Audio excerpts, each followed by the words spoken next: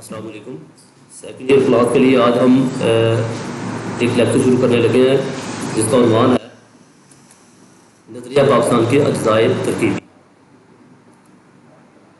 نظریہ پاکستان کے اجزائے ترکیبی، اجزاء جز کی جمع ہے۔ اب نظریہ پاکستان کے اجزائے ترکیبی کا مطلب یہ ہے کہ ہندوستان میں نظریہ پاکستان کی جو بیس ہے، جس جز کی بیس پر ہم نے پاکستان حاصل کیا، وہ کون کون سی ہے۔ اب سوال شروع کرنے سے پہلے ایک بات آپ یہ بھی سن لیں کہ اس میں کچھ ایسے شورٹ بھی ہیں جو ایکسرسائز میں نہیں دیے گئے، وہ بھی آپ لوگوں نے نوٹ کرنے ہیں۔ اب لانگ سوال تو یہاں پر نظریہ پاکستان کے اجزائے ترکیبی سے شروع ہو جاتا ہے، لیکن اگر آپ سے سب سے پہلے جو شورٹ آپ سے پوچھا جائے گا وہ ہے نظریہ پاکستان کے اجزائے ترکیبی لکھیں۔ آپ اپنے پاس نوٹ بک رکھ لیں اور اس میں آپ نے لکھنا ہے، یہ آپ ایک بناتے جائیں ترتیب شورٹ کی۔ اب یہاں پر آپ نے شروع تو کرنا برس کے مسلمانوں نے ایک علیحدہ ریاست اس لیے حاصل کی تاکہ اللہ تعالیٰ کی حکمی اور قطعی اقتدار اعلیٰ تصور کو اپنی جامع پہنا سکے، اس ذات عظیم کی برتر اور متعلق القوت کو نافذ کیا جائے، ایسا نظام رائج کیا جائے جس میں قرآن پاک اور احادیث رسول مقبول صلی اللہ علیہ وسلم پر مبنی اصولوں کو اپنایا گیا ہو۔ لیکن اس کے ساتھ جو آپ نے شروع کرنی ہے بات، وہ شور جو پہلا ہے وہ ہے نظریہ پاکستان کے اجزائے ترکیبی لکھیں۔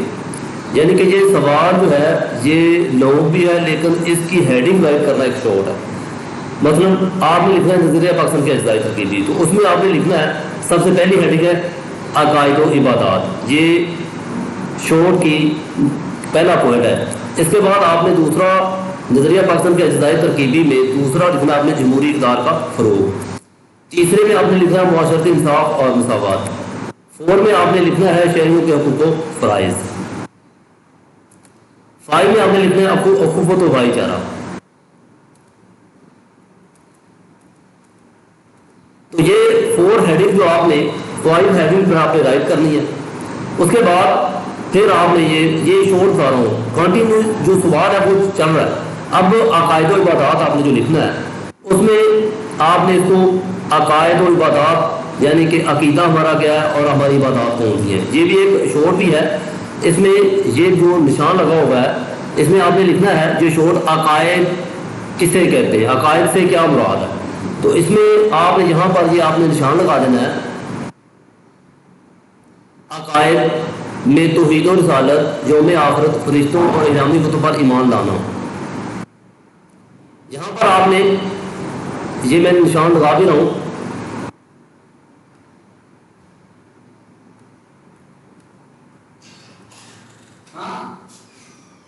تو یہ سوال یہاں پر یہ شورٹ ہے، یہ میں ہائی لائٹ کر رہا ہوں۔ تو یہاں پر یہ شورٹ ختم ہو جاتا ہے۔ دوسرا سوال اسی کے ساتھ ہی شورٹ ہے عبادات کسے کہتے ہیں۔ عبادات میں نماز، روزہ، زکوٰۃ، حج اور جہاد شامل ہے۔ تو یہ دوسرا شورٹ ہے، آپ نے یہ نشان یہاں پر لگا لینا ہے۔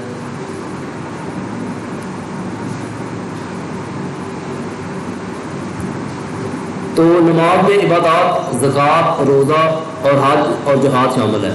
اس کے بعد آپ نے دوسری ہیڈنگ پہ آ جانا ہے، وہ ہے جمہوری اقدار کا فروغ۔ جمہوری اقدار کا مطلب یہ ہے کہ جمہوری طریقے سے ایک معاشرے کو ساتھ لے کر چلنا، یعنی کہ آج جو جمہوریت دنیا میں رائج ہے، یہ نبی پاک صلی اللہ علیہ وسلم کے دور میں بھی رائج تھی کہ جمہوری طریقے سے چلنا۔ اس میں آپ نے اسلامی ریاست اور معاشرے کی بنیاد مشاورت ہے۔ اسلامی معاشرے میں جمہوریت کو فروغ حاصل ہے، عوام کے حقوق کا خیال رکھا جاتا ہے، انہیں مساوی درجہ ملتا ہے۔ یہ آپ نے ایسے ہی رائٹ کرتے جانا ہے، ٹھیک ہے۔ اس میں آپ کو اپنی طرف سے بھی جمہوریت کے حوالے سے کوئی بات رائٹ کر سکتے ہیں۔ اس کے بعد اسی میں ایک شورٹ ہے، وہ ہے کہ قائد اعظم نے 14 فروری 1948 کو سپی کے مقام پر پاکستان کی غرض و غایت کس طرح بیان کی۔ تو اس میں آپ نے لکھنا ہے آؤ ہم اپنے جمہوری نظام کو اسلامی رنگ میں اسلامی اصولوں کے مطابق بنیاد فراہم کریں۔ اللہ رب الجلال نے ہمیں سکھایا کہ ہم ریاسی امور کو باہم صلاح مشورے سے طے کریں۔ تو یہ شورٹ ہے۔ اس میں آپ نشان لگا لیں کہ یہ یہاں تک شورٹ ہے، یہ 2 لائنیں ہیں۔ اس کے بعد آپ نے تیسری ہیڈنگ رائٹ کرنا شروع کر دینی ہے۔ تیسری معاشرتی انصاف اور مساوات۔ یعنی کہ یہ جتنی ہیڈنگ ہے یہ ہمیں دوسرے معاشرے کے رہنے والی قومیں ہیں ان سے منفرد کرتی ہیں، ہمیں ان سے الگ کرتی ہیں، کیونکہ یہ ہمارے اسلام کے سنہری اصول ہیں۔ اب معاشرے میں جو انصاف اور مساوات کا جو تقاضا ہے وہ ہندوستان میں دوسری قوموں کے ساتھ رہتے ہوئے وہ تمام تقاضے پورے نہیں ہو سکتے تھے، اس لیے اسلام کے سنہری اصولوں کو اپناتے ہوئے ہم نے نظریہ پاکستان کی بات کی، نظریہ پاکستان، اس پاکستان کی علیحدگی کی بات کی۔ اگر ہم اس کو نہیں کریں تو اس میں اسلام امن، اخوت اور بھائی چارے کا درس دیتا ہے، پر اس میں مسلمانوں نے پاکستان کی تخلیق کا فیصلہ کرتے ہوئے اس خواہش کا واضح اظہار کیا کہ وہ صحیح اسلامی معاشرے کا دوبارہ قیام عمل میں لانا چاہتے ہیں۔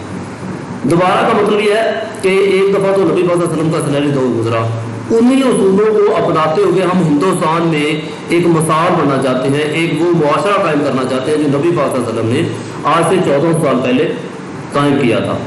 عدل و انصاف، معاشرتی بہبود کے تقاضوں کو پورا کیا جاتا تھا۔ پاکستان کو جدید دنیا کے سامنے ایک مثال بنا کر پیش کرنا چاہتے تھے تاکہ دنیا کی دوسری اقوام ان کے نظام سے متاثر ہو کر تقلید کرنے لگے، ان کی پیروی کرنے لگے۔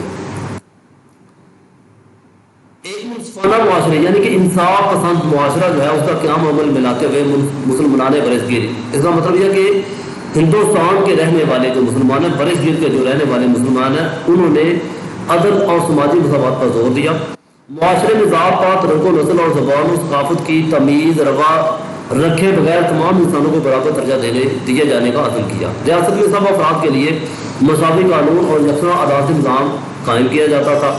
آزاد عدلیہ، آزاد عدلیہ کا مطلب یہ ہے کہ اس پر انتظامیہ کا کوئی پریشر نہیں ہوتا، تاکہ جج حضرات جو ہے وہ آزادانہ اور انصاف کے تقاضوں کے مطابق فیصلہ کر سکے۔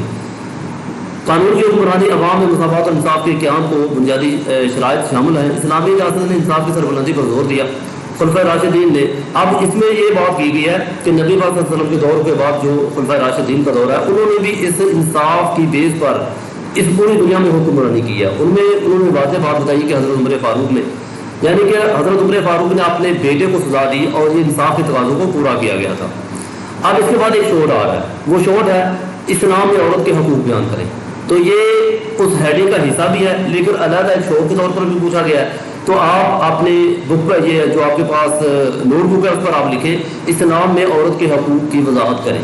اب اس کا آنسر ہے اسلام عورت کو باوقار مقام دیتا ہے، عورت ماں ہو یا بہن، بیوی ہو یا بیٹی، ہر کردار میں ہم تسلیم کی گئی ہے۔ ماں کے قدموں تلے جنت کا سفر اسلام نے ہی دیا ہے۔ اسلام نے خواتین کو معاشرتی، معاشی، ثقافتی، خاندانی گردے کے ہر پہلو میں مکمل تحفظ فراہم کیا ہے۔ اسلامی معاشرہ بوڑھوں، ناداروں، یتیموں، آپ نے یہاں تک، اس سے پہلے آپ یہ سوال اتنا ہی 2 لائنیں آپ نے ریڈ کرنی ہے، یعنی کہ مکمل تحفظ فراہم کرتا ہے، یہاں تک اس کا آنسر کمپلیٹ ہو جاتا ہے۔ اس کے بعد آپ اپنی روٹین میں اس کو لکھیں۔ اس کے بعد اس میں ایک مزید اور شعور آ رہا ہے، وہ یہ ہے کہ اسلام میں زکوٰۃ کی اہمیت بیان کریں، یعنی کہ افادیت ہو سکتا ہے، اسلام میں زکوٰۃ کی اہمیت یا افادیت بیان کریں۔ اس کا آنسر یہ ہے اسلامی ریاست میں دولت کا چند ہاتھوں میں ارتکاز نہیں ہوتا، بلکہ دولت کو منصفانہ تقسیم کا ایک مربوط اور مکمل نظام ہوتا ہے۔ یعنی کہ اسلام میں جو زکوٰۃ کا نظام ہے اس کے حساب سے بات کی گئی ہے کہ اس کے فوائد ہیں، کیونکہ اس میں ایک ہی جو ہے نا وہ خاندان تک وہ جو ہے دولت نہیں رہتی، اس کا ایک طریقہ کار ہے کہ وہ تقسیم ہوتی رہتی ہے۔ پاکستان بننے کا فیصلہ ہوا تو مندرجہ ذیل اقدام کو اپنانے اور ریاست کو ایک ایسی مثالی ریاست بنانے کا خواب دیکھا گیا جس میں پاک اخوت و بھائی چارہ، برداشت اور باہمی تعاون کے جذبوں کو فروغ دیا جاتا تھا۔ اس میں مزید آپ اگر کوئی بات اپنی طرف سے ایڈ کرنا چاہیں جو اس ہیڈنگ سے ریلیٹڈ ہو تو آپ بات کر سکتے ہیں۔ اس کے بعد ہے شہریوں کے حقوق و فرائض۔ اب شہریوں کے لیے اس کے حقوق اور اس کے فرائض، یعنی کہ ایک ریاست کو چلانا، ایک معاشرے کو چلانے کے لیے کچھ قوانین بنائے جاتے ہیں۔ اب توقع یہ کی جاتی ہے کہ وہ شہری اس پر عمل کریں اور ان کے وہ فرض بن جائے تاکہ اس پر عمل کریں، اور فائدہ بھی انہیں بھی ہوتا ہے۔ اس میں بھی کافی ساری ایسی باتیں ہیں آپ کو واقعے کی شکل میں لکھ سکتے ہیں۔ ادھر بھی بات کی گئی ہے کہ پاکستان جیسی اسلامی ریاست کا قیام عمل میں لایا گیا تو ایک طرف شہریوں کے حقوق و تحفظات کی اہمیت تسلیم کی گئی تو دوسری جانب ان کے فرائض پر بھی زور دیا گیا۔ اسلامی معاشرے میں حقوق و فرائض کا ذکر خصوصی طور پر کیا جاتا ہے۔ ایک فرض آپ دوسرے فرض کا فرض بن جاتا ہے، حقوق و فرائض کا 24 عمل کا ساتھ ہے۔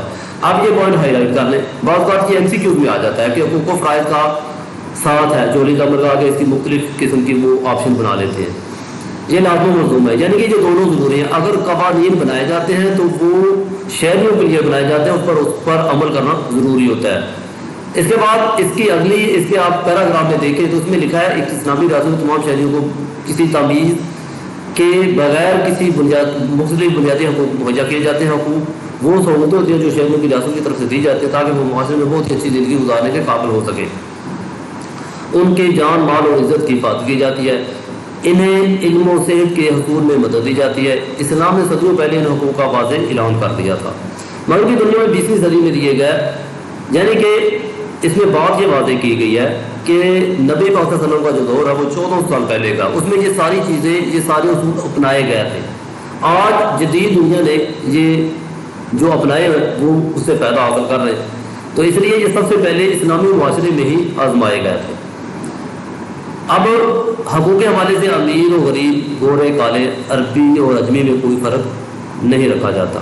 قیام پاکستان کی غرض و غایت بھی یہی تھی، یعنی کہ یہ فرق بیان کیا گیا کہ جو ایک مکس اپ معاشرہ ہے اس میں مسلمان جو ہیں وہ ان کے ساتھ ایک زندگی نہیں گزار سکتے، کیونکہ ان کے رسم و رواج اور ہمارے رسم و رواج مختلف تھے۔ اس کے بعد اس میں کوئی شورٹ نہیں ہے، جو شورٹ تھے وہ میں نے آپ کو بتا دیا۔ اب آخری ہیڈنگ ہے، اگر ہم اس میں دیکھیں تو اس میں ہاں ایک جو شورٹ اس میں بھی آ گیا ہے کہ پاکستان میں اقلیتوں کو تحفظ دینے کی سوچ بھی قیام پاکستان کے مطالبے کے پس منظر میں شامل تھی۔ اب آپ یہ بھی لکھیں، اس میں آپ نے لکھنا ہے کہ نظریہ پاکستان کی اساس میں، یعنی کہ نظریہ پاکستان کی بیس پر اقلیتوں کے حقوق کی وضاحت، یعنی کہ جب پاکستان بن رہا تھا اس وقت یہ بات کی گئی تھی کہ سارے جتنی بھی اقلیتیں ہیں ان میں کچھ پاکستان میں رہیں گی، اور ظاہر بات ہے کہ ہندوستان میں مسلمان رہیں گے تو وہ اقلیت بن کر رہیں گے، ان کے حقوق کی حفاظت کی جائے گی۔ تو قائد اعظم نے اس وقت بھی یہ واضح کر دیا تھا کہ پاکستان میں رہنے والی اقلیتوں کے حقوق کا پورا خیال رکھا جائے گا۔ اسلام کسی صورت میں بھی یہ اجازت نہیں دیتا کہ اسلامی معاشرے میں زندگی گزارنے والی اقلیتوں کے جان و مال، عزت اور مذہبی روایات کا تحفظ نہ کیا جائے، یعنی کہ انہوں نے اس وقت یہ وعدہ کیا تھا کہ ہندوستان جب تقسیم ہوا، پاکستان بنے گا تو اس میں جو اقلیتیں ہیں ان کے حقوق کا پورا خیال رکھا جائے گا، اور پاکستان میں آج یہ ہو بھی رہا ہے۔ پاکستان میں 99% مسلمان ہیں، صرف 1% غیر مسلم ہیں، وہ بھی کسی ایک قوم سے تعلق نہیں رکھتے، اس میں ہندو بھی ہیں، اس میں عیسائی بھی ہیں، تو اس لیے ان کے حقوق کا پورا خیال رکھا گیا ہے۔ تو یہ بھی شورٹ ہے، شورٹ دوبارہ سن لیں۔ پاکستان، نظریہ پاکستان کی اساس میں، جب نظریہ پاکستان کی بیس میں اقلیتوں کے حقوق کی وضاحت کریں۔ اس کے بعد آخری ہیڈنگ ہے وہ ہے اخوت و بھائی چارہ۔ اخوت و بھائی چارے کے حوالے سے بھی آپ کوئی بھی اسلامی پوائنٹ آف ویو سے آپ کوئی بھی ایک ایگزامپل دے سکتے ہیں، ورنہ یہاں پر تو تقریباً 2 یا 3 لائنیں لکھی گئی ہیں، اس کو آپ ڈیٹیل سے لکھ سکتے ہیں۔ کوئی بھی واقعہ ہو جو نبی پاک صلی اللہ علیہ وسلم کی زندگی سے لیا گیا ہو، تو یہاں پر جو لکھا ہے دین اسلام امن کا داعی ہے، یعنی کہ دین اسلام امن کے حوالے، امن کا پیغام دے رہا ہے، اور مسلمانوں کے مابین اخوت اور بھائی چارے کے جذبوں کو فروغ دینے پر زور دیا جاتا ہے۔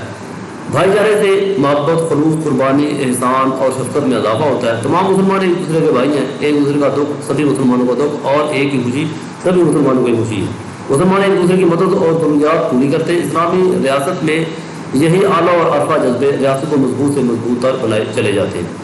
تو اس میں آج ہم نے ایک نو سوال پہ بات کی ہے، اس میں جتنے شور تھے، پہلے لیکچر میں نے آپ سے بات کی تھی کہ ایکسرسائز میں جو شور دیے جاتے ہیں وہ ناکافی ہوتے ہیں، ہر ایک 9 سوال میں کافی سارے شور ہوتے ہیں، تو وہ بھی آپ کو بتائے جاتے ہیں۔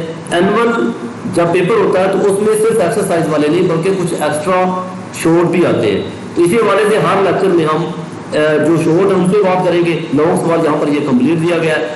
مختصر بات آپ اس پہ مزید اور سنیں، وہ یہ ہے کہ یہ ٹوٹلی سوال اسلامی پوائنٹ آف ویو سے بات کی گئی ہے۔ آپ اس میں کوئی بھی ہیڈنگ رائٹ کر لیں، اس میں ٹوٹلی بات آپ نہیں کر سکتے۔ یہاں پر جتنا لکھا گیا ہے ان سے ہٹ کر ان سے ریلیٹڈ مواد آپ رائٹ کر سکتے ہیں۔ نبی پاک صلی اللہ علیہ وسلم کی زندگی سے آپ نے ایک چیز کا یہاں پر خیال رکھنا وہ یہ ہے کہ ہیڈنگ کو دیکھتے ہوئے آپ نے اس کے ریلیٹڈ جو سوالات ہیں وہ آپ نے وہاں پر واقعات ہیں وہ لکھنے ہیں، اس لیے اس میں کوئی بالکل سیم ٹو سیم لکھنے کی ضرورت نہیں ہے۔ تو اگلے لیکچر کے لیے اللہ حافظ، تھینک یو۔